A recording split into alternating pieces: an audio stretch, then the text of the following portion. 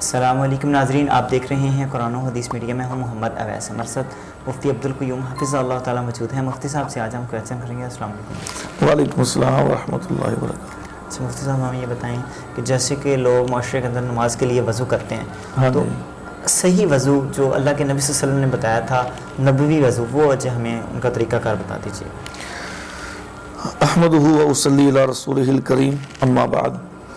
اویس بھائی اور محترم ناظرین، وضو جیسے ہم نے پہلے بات کی تھی کہ وضو کے بغیر نماز نہیں ہے۔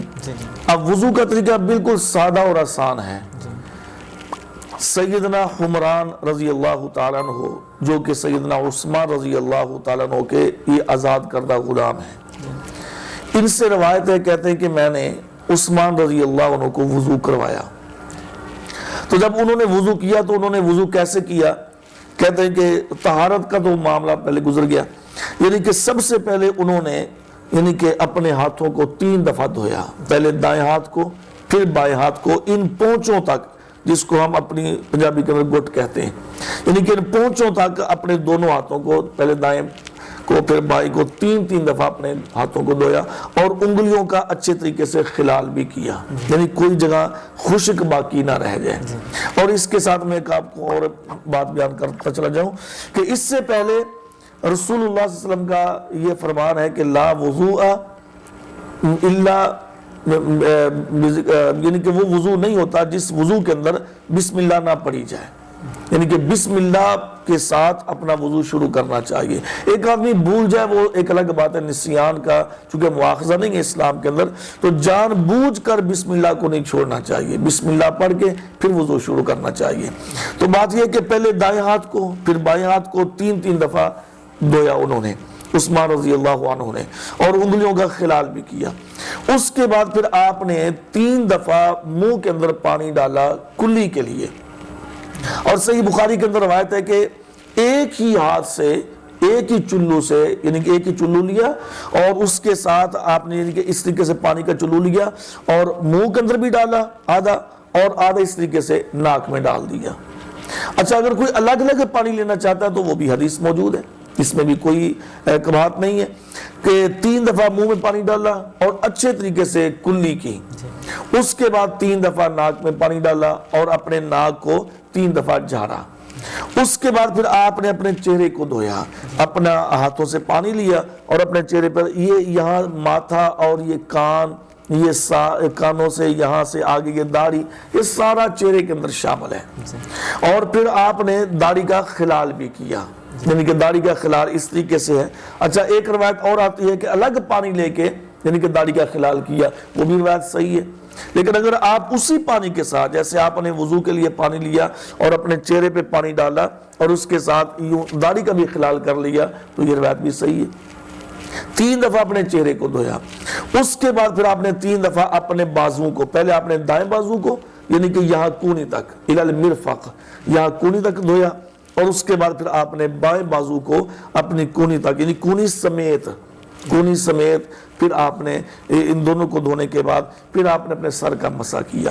اب سر کا جب مسح کیا تو آپ نے یعنی کہ اپنے دونوں ہاتھوں کو پانی کے ساتھ بھگویا، اور اس کے ساتھ اپنے یہاں شروع سے آگے سے لے جا کر اپنے دونوں ہاتھوں کو پیچھے، یہاں اس کو کف کہتے ہیں، یعنی کہ گدی جس کو ہم اپنی زبان میں بولتے ہیں، گردن جہاں سے شروع ہوتی ہے یہاں تک اپنے دونوں ہاتھوں کو لے گئے، اور اسی طریقے سے اپنے دونوں ہاتھوں کو آپ واپس لے آئے، اور یہاں پہ لا کے اپنے ہاتھوں کو آپ نے چھوڑ دیا۔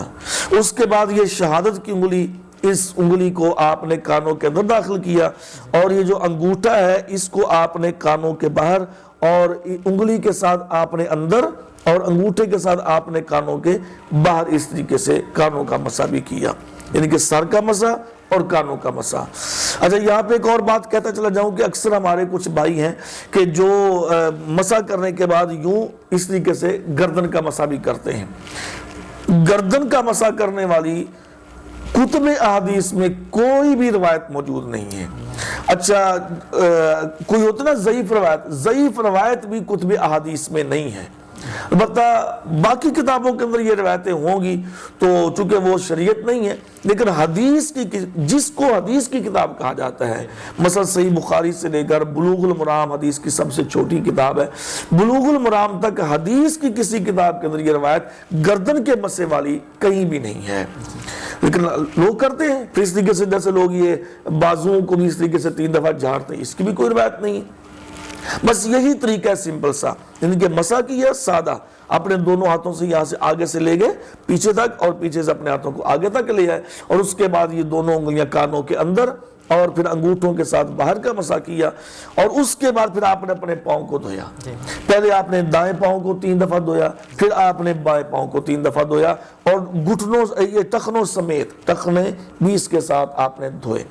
اچھا، اس کے ساتھ بھی آپ نے سنن ابو داؤد کی ایک روایت ہے کہ آپ نے اس چھوٹی انگلی کے ساتھ بائیں ہاتھ کی چھوٹی انگلی کے ساتھ آپ نے یوں اس طریقے سے انگلیوں کے اندر خلال بھی کیا۔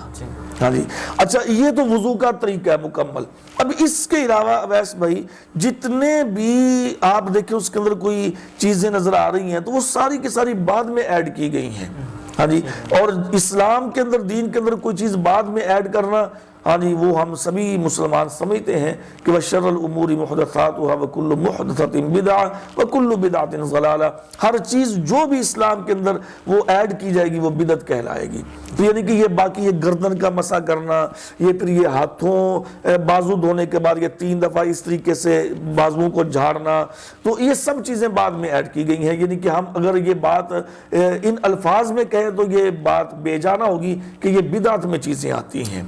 تو بس یہ سمپل سا طریقہ ہے وضو کرنے کا۔ تو وضو کرنے کے بعد پھر نبی صلی اللہ علیہ وسلم نے دعا پڑھی ہے، اشہد ان لا الہ الا اللہ وحدہ لا شریک لہ لہ الملک ولہ الحمد وہو علی کل شیء قدیر، اور دوسری دعا اللہم اجعلنی من التوابین واجعلنی من المتطہرین۔ اچھا، اس میں ایک چھوٹی سی اور بات کہتا چلا جاؤں۔ ہمارے اکثر لوگوں کو آپ نے دیکھا ہوگا کہ وضو کرتے ہیں، وضو کرنے کے بعد آسمان کی طرف انگلی اٹھا کے یہ دعا پڑھتے ہیں۔ آسمان کی طرف انگلی اٹھانے والی روایت صحیح نہیں ہے، بس یہ دعا صحیح ثابت ہے سند کے ساتھ، یہ دعائیں پڑھنی چاہیے، اور انگلی اٹھانے والی جو روایت ہے وہ صحیح نہیں ہے۔ یہ سادہ سا طریقہ ہے وضو کا۔ عثمان رضی اللہ عنہ نے یہ وضو کیا، اور یہ وضو کرنے کے بعد آپ نے فرمایا کہ اسی طرح وضو کیا تھا نبی صلی اللہ علیہ وسلم نے۔ ایک چھوٹی سی اور بات اس وضو کے درمیان کہ وضو 1 دفعہ بھی ہوتا ہے، 2 دفعہ بھی ہوتا ہے، 3 دفعہ بھی ہوتا ہے، اور ابو ہریرہ رضی اللہ عنہ کی حدیث ہے جس نے 3 دفعہ سے زیادہ کیا اس نے زیادتی کی۔ مطلب 1 دفعہ سے مراد کہ سارے اعضاء آپ ایک ایک مرتبہ دھوئے، یعنی کہ پانی تھوڑا ہے آپ کے پاس، ایک دفعہ اپنے ہاتھ دھوئے، ایک ہی کلی کی، ایک دفعہ ناک میں پانی ڈالا، ایک دفعہ چہرے کو دھویا، ایک دفعہ بازو دھوئے، اور مسح تو 1 دفعہ ہی ہے، اور اس کے بعد 1 دفعہ پاؤں دھو لیں۔ 2 دفعہ سے مراد وہ ہے کہ 2 دفعہ ان اعضاء کو دھو لیا۔